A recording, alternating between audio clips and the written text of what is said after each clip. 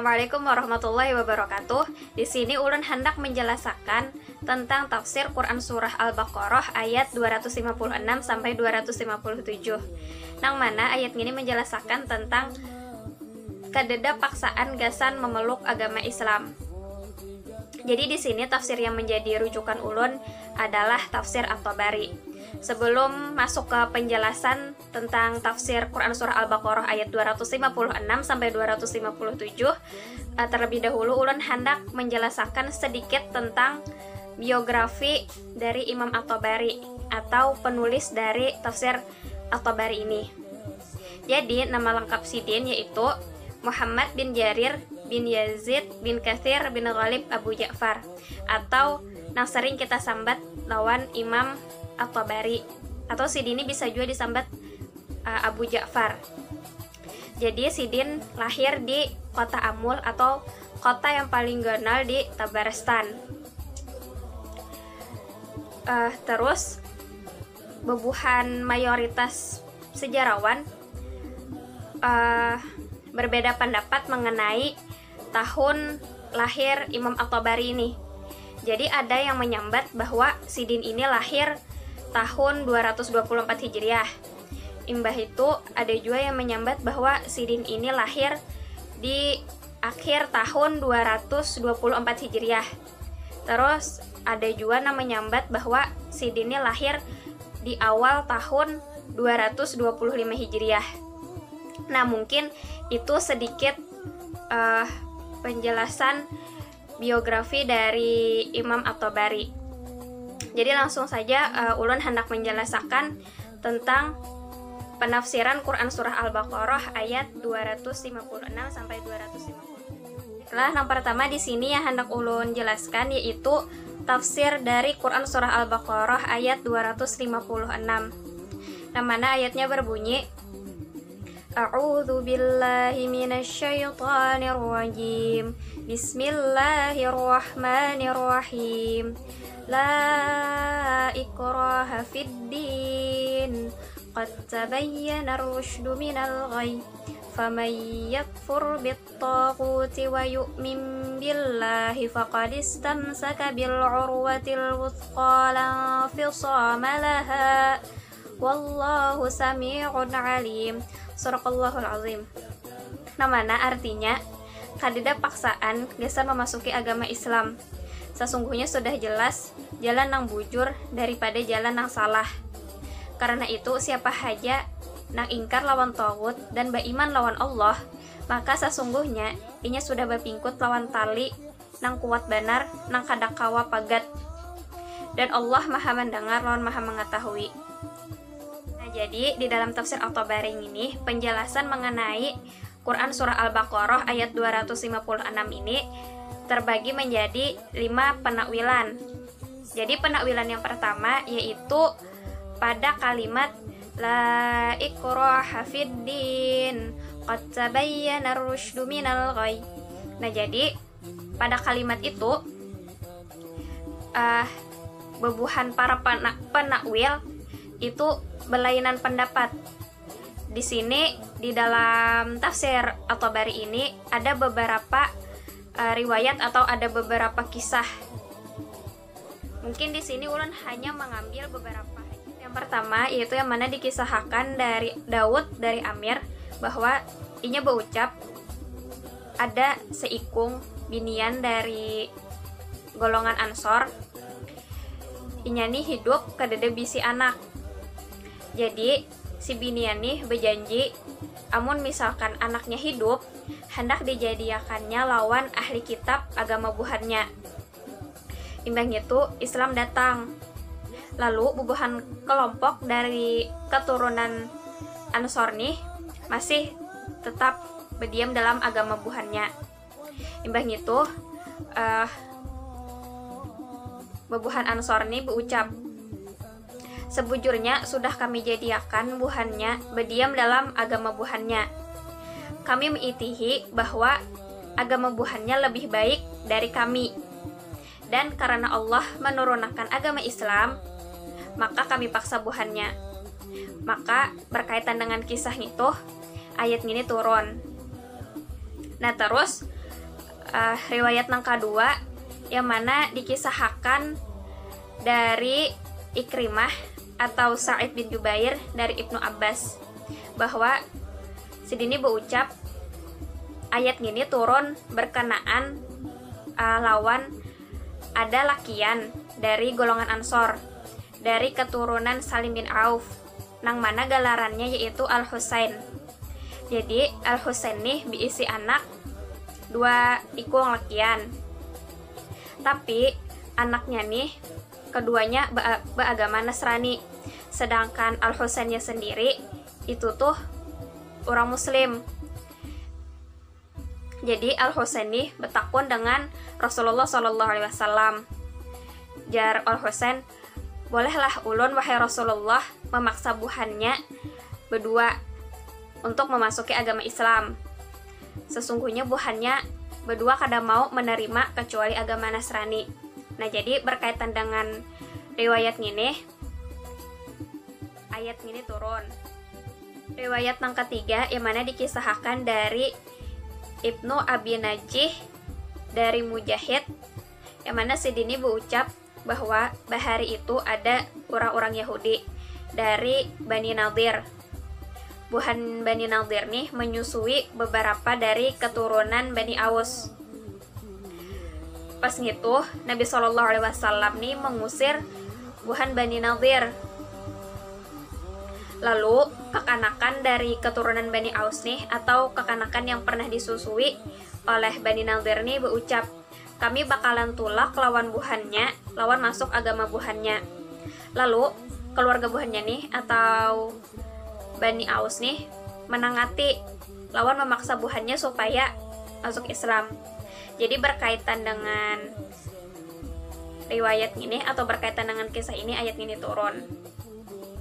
Tapi ada juga sepalih para penakwil ini berpendapat bahwa maksud ayat ini yaitu berkaitan dengan orang-orang ahli kitab, yang mana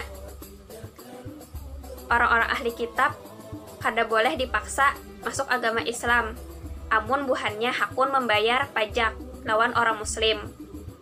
Maka bila buhannya mau membayar pajak, maka buhannya dibiarkan saja dalam agama buhannya juga. Kemudian pada penakwilan yang kedua yaitu pada kalimat famay yakfur bittaghuti wa yu'min billahi.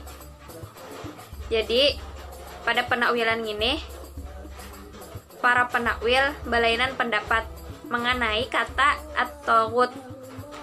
Ini berdasarkan beberapa riwayat yang dikutip di dalam tafsir At-Tabari. Jadi riwayat yang pertama yang mana dari Hasan bin Fa'id al-Absi, ini berucap bahwa Umar bin Khattab berucap bahwa arti at-taghut yaitu adalah setan. Imbah itu pada riwayat yang kedua dari Auf mengisahkan lawan kami dari Muhammad bahwa Sidin berucap arti at-taghut itu adalah penyihir. Terus yang ketiga, riwayat yang ketiga yaitu dari Syu'bah mengisahkan lawan kami. Ia berucap dari Abi Bishr dari Sa'id bin Jubair, ia berucap arti at-taghut adalah peramal. Jadi di sini ada 3 versi atau ada 3 kisah, 3 riwayat. Jadi yang pertama ada yang menyambat bahwa arti at-taghut adalah setan. Terus yang kedua bahwa at-taghut artinya penyihir, dan yang ketiga yaitu at-taghut artinya peramal. Jadi di sini Abu Ja'far berpendapat juga mengenai kata at-taghut.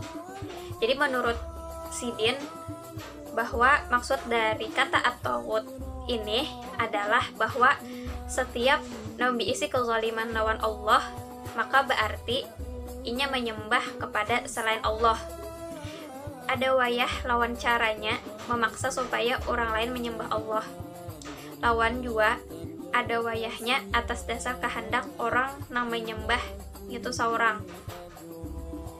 Jadi maka penakwilan ayatnya mengenai kata at-tawutih, yaitu orang yang mengingkari ketuhanan berataan yang disembah selain Allah, berarti inya kufur lawan Allah.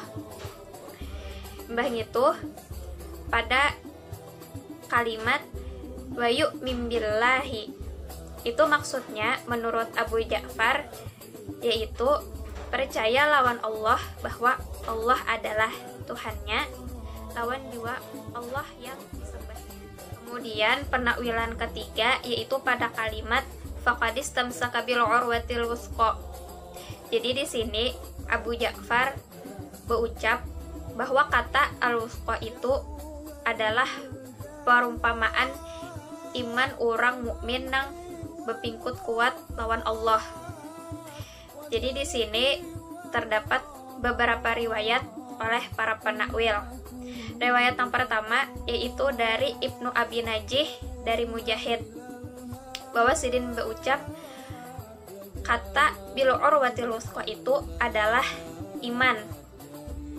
Kemudian pada riwayat yang kedua yaitu dari Asbab mengisahkan lawan kami dari As-Sudi, bahwa Sidin berucap kata al-urwatil wusqa itu maksudnya ialah Islam. Kemudian pada riwayat yang ketiga yaitu dari Ibnu Abi Al-Mughirah dari Sa'id bin Jubair tentang firman faqadis tamsaka bil urwatil wusqa. Ujar Sidin, maksud dari faqadis tamsaka bil urwatil wusqa itu adalah kadida Tuhan selain. Kemudian pada penakwilan yang keempat yaitu pada kalimat lau filsa malaha. Jadi pada penakwilan ini bebuhan para ahli tafsir berpendapat berdasarkan beberapa riwayat. Riwayat yang pertama yaitu dari Isa dari Ibnu Abi Najih dari Mujahid. Maksud dari firman naufil somalaha di sini adalah bahwa Allah kada harapan mengubah seikung kaum sampai buhannya mengubah diri buhannya sorangan. Itu berdasarkan riwayat. Itu riwayat yang kedua yang mana dari Asbab mengisahkan lawan kami, inya berucap dari As-Sudi tentang firman naufil somalaha. Di sini maksudnya ialah kada kawa pagat ikatan kuat itu. Dan penakwilan yang kelima atau penakwilan yang terakhir dari penafsiran Quran surah Al-Baqarah ayat 256 ini yaitu pada kalimat wallahu sami'un alim. Jadi pada kalimat wallahu sami'un itu maksudnya adalah iman orang mukmin lawan Allah nang esa, kafir lawan taghut, pas menguatakan keesaan Allah lawan bebas dari sekutu lawan berhala nang disembah selain Allah.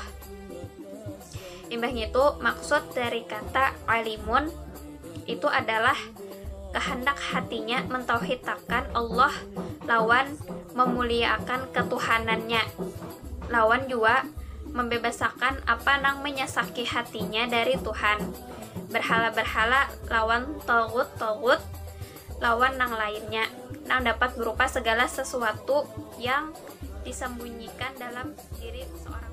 Selanjutnya ulun hendak menjelaskan tafsir Quran surah Al-Baqarah ayat 257, yang mana ayatnya berbunyi A'udzu billahi minasyaitonir rajim. Bismillahirrahmanirrahim. Allahu waliyul ladzina amanu yukhrijuhum minadh dhulumati ilan nur wal ladzina kafaru awliya'uhumut taghutu yukhrijunahum minan nuri ilal dhulumat ulaika ashabun nar hum fiha khalidun. Yang mana artinya Allah pelindung orang-orang yang beriman. Allah mengeluarkan buhannya dari kegelapan kekafiran kepada cahaya iman. Lawan juga orang-orang yang kafir, pelindung-pelindungnya adalah setan yang mengeluarkan buhannya dari cahaya kepada gelapnya kekafiran. buhannya itu adalah penghuni neraka. Buhannya salawasan. Dalam tafsir At-Tabari ini, pada penafsiran Quran surah Al-Baqarah ayat 257 itu terbagi menjadi dua penakwilan. Jadi penakwilan yang pertama yaitu pada kalimat Allahu waliyul ladzina amanu yukhrijuhum minadh dhulumati ilan nur walladzina kafaru awliya'uhumut taghutu yukhrijunahum minan nuri ilal dhulumat. Nah, jadi pada penakwilan yang pertama ini Imam At-Tabari membagi lagi menjadi beberapa kalimat untuk mengartikan kalimat-kalimat tersebut. Jadi yang pertama yaitu pada kalimat Allahu waliyul ladzina amanu, yang mana di dalam tafsir At-Tabari ini beliau menjelaskan bahwa maksudnya adalah Allah itu sebagai penolong dan pembantu bagi hamba-hambanya, dan Allah itu juga melindungi hambanya lawan pertolongan, dan Allah memberikan juga taufik kepada hamba-hambanya. Itu penakwilan yang kedua pada surah Al-Baqarah ayat 257 ini, yaitu pada kalimat ulaika ashabun nar hum fiha khalidun.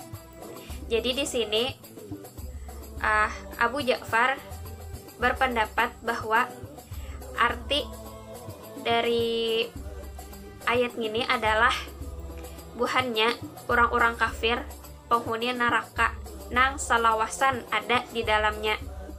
Artinya di dalam neraka jahanam itu kadeda selain buhannya. Nah, artinya orang-orang nang beriman sampai kadeda batas lawan akhir salawasan. Ya, mungkin itu sedikit penjelasan dari ulun. Mohon maaf bila masih ada segala kekurangan. Mohon dimaafkan. Wassalamualaikum warahmatullahi wabarakatuh.